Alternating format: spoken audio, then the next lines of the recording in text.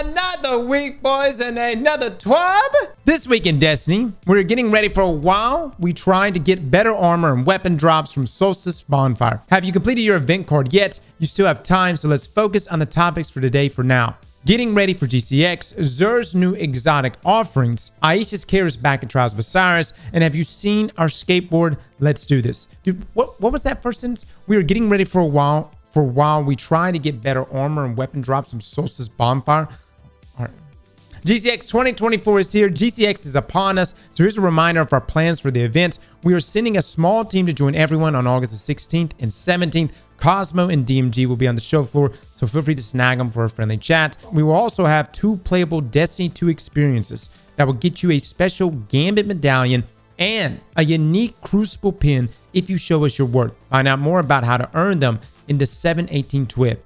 Oh, okay. So the way these GCX pin medallions work is there'll normally be a ton of computers lined up, and you'll come in. It'll be like the huge show floor, right? And essentially, you'll compete. And you'll compete against other teams, whether it be in Gambit or in Crucible. And I guess depending on what you do is how you get the pin. Actually, let me just click over here real quick. Okay, so hold on. This is from the TWID a few weeks ago. It says right here, let's see. GCX will be offering a shared dream emblem for anyone who donated $60 to St. Jude's, okay? And also, GCX will be offering 2 playable Destiny 2 experiences that will test your PvP skills along with a few thousand rewards to sweeten the deal. First up, any players at the event who volunteered to venture into the Crucible will be awarded this Gambit medallion, a long treasured keepsake from events past that hasn't been available for several years. Oh, okay. So you get a Gambit pin for going into Crucible. We'll also harken back to the previous GCX event and give you a choice to make. You can cling to your newfound reward and hold it close forever, or risk it in the fiery Crucible for something shinier. Attendees at the event can play again and drop their token in the bowl for a chance to win this very special Crucible pin, if and only if they merge victorious. Gotcha. Yeah, normally the lines are stacked out, guys. Good luck getting in there, but it's a fun time. All right, moving on. 8v8 Sparrow Control. That's not all. In honor of GCX going live, we wanted to give everyone attending something new to play. Tomorrow, we are turning on a new experimental Crucible Labs version of Sparrow Control. It is 8 Guardians facing off against 8 Guardians for maximum chaos. So be ready to share your insurance information. Those of you at home that won't be making the trip to GCX in person will also get to test out this new mode, and who knows, maybe you will match with your favorite creator on the event floor. This is a highly experimental mode, as we have never tried to cram this many Guardians into one Crucible match before.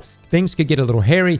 We will be monitoring stability and may turn it off if necessary. And if you can't play during the weekend, don't worry. You'll also have a chance to test this experimental mode again for 2 weeks starting on August the 27th. Dude, we're getting closer and closer. We are getting closer. Dude, I wouldn't be surprised if they test this turns out to be all right, like stable enough. We may have an update in the future where we have a 12v12 mode. Finally get that big team battle mode. Maps are way too small for a 12v12 mode, but there's certain maps I could definitely put, like Eternity, you could do it. But we need a lot of the OG maps from Destiny 1. Let's move on. Now, Xur's wares are getting more exotic. We've heard your feedback about exotic class items loud and clear, so we started making improvements to how they can be acquired. We have some ideas for additional updates to make in the future, but they're still early in development and will take some time to get right. In the meantime, our first source of acquisition outside of the Pale Heart is coming soon, and you can thank a certain weekly vendor for it. With Destiny 2 Update 8.5.0.2 coming on August the 20th, Xur's inventory is getting a small update. The wild card offer that featured ritual engrams, exotic ciphers, or raid banners will be moved to Xur's strange offers category to make room each week for either an exotic class item or an exotic cipher. Exotic class items on Xur will cost 41 strange coins and will have random rolls. The only requirement to get them is to have unlocked the regular acquisition path through the dual Destiny mission for each character. If not offered, the alternative is an exotic cipher, which will cost 79 strange coins and will be limited to 1 per account. Now, Xur will be guaranteed to sell exotic class items the first week this category is available on August the 26th, so next week. But every week afterwards, he will return to his RNG ways, as his will is not his own. What are we thinking here, guys? Now, hold on. It will be limited to 1 per account. And I'm assuming that's the exotic class item too. Oh, okay, excuse me. Only the exotic cipher is limited to 1 per account. Okay.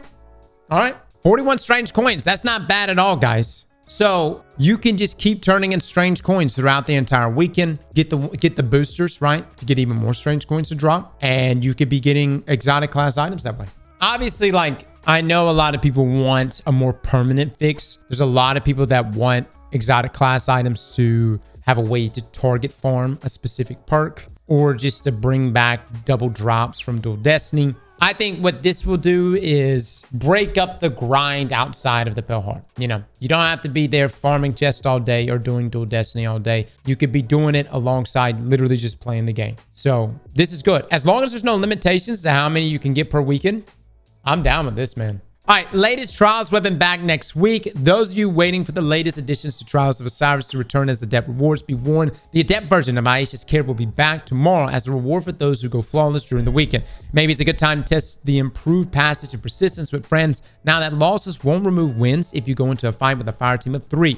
There are plenty of amazing perk combinations for Aisha's Care too, from the Laser Beam, Wannabe with Zim Moment and Kill Clip, to the Dueling Machine with Keep Away and Headseeker. Also, the map is Dissonance. So it's also a great opportunity to hone your skills in this newer map.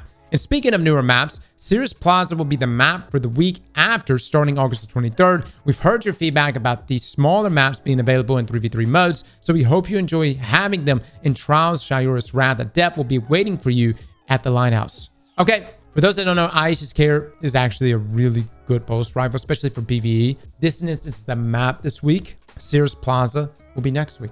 Now check our school skateboard. We're in the second week of Solstice, and we know you've been going for some new rolls and for high stat armor pieces. If you want to go the extra mile with our summer event, check out our new Barrel Walker skateboard, available via Bungie rewards.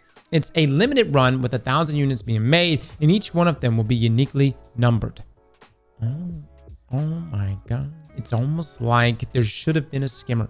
You know what I'm saying? It's almost like there was supposed to have been a skimmer for Solstice. Dude, that would have... Bungie, you are missing out. You make this a skimmer, a free obtainable skimmer, and then sell the skateboard. It would sell. It would actually sell. Now, if you're interested in getting one, know that you first have to complete the Fuel for the Fire 3 event challenge in Destiny 2 by August 27th. The product is available now and can be ordered until November 5th, 2024. All right. Other known issues. The Flame Keeper event challenge does not count towards completing the Solstice Triumph, blocking players from unlocking the Reveler title. Solstice armor glows do not appear on multiple trial armor sets. Unlocking Solstice armor sets via armor synthesis prior to earning the associated glows will cause the glows to appear on the unlocked ornaments if they are later earned. Note, we are looking to address this in a future update. Players can expect to access the base and white glow versions of this armor for appearance customization via armor synthesis in the future. Guardians may fail to load into the commendation screen after completion of Crucible matches. Okay. Is there anything else, guys? Was there any tweets?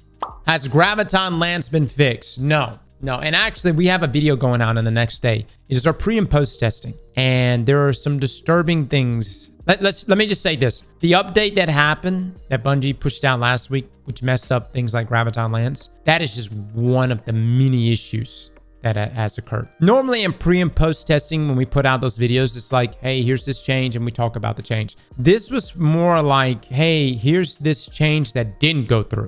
And there were a lot of changes that didn't even go through despite it being in the patch notes. There were also a number of changes that weren't in the patch notes that happened as just a bug. Anyways, we'll have that out in the next day or so. Hopefully Bungie sees it and they can address it at some point. All right, as a final note here from Bungie, that's all we have for this week. Let's go back to earning some more Solstice gear. That new Void Bow has lots of great perks, and we're not stopping until we get the classic Repulsor Brace and Destabilizing Round combo.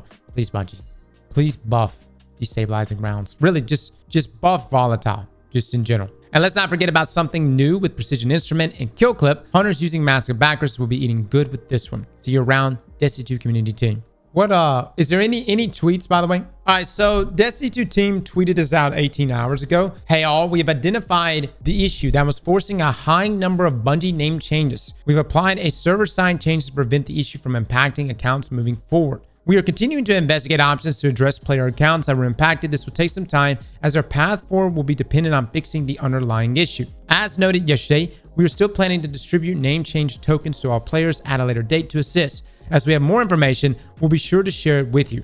Okay, so what are they talking about? there are name changes where like people were automatically getting their name changed. People's gamer tag was being changed to Guardian 1234. Wait a minute. Oh my God. Yeah, is that what's going? Who is Guardian 5712? That's ZK? No shit. Wow, that's hilarious. Okay, that makes sense. I've been running like in Crucible. I run into a lot of people and just named Guardian. I thought this was just that people were just wanting to be called Guardian or something.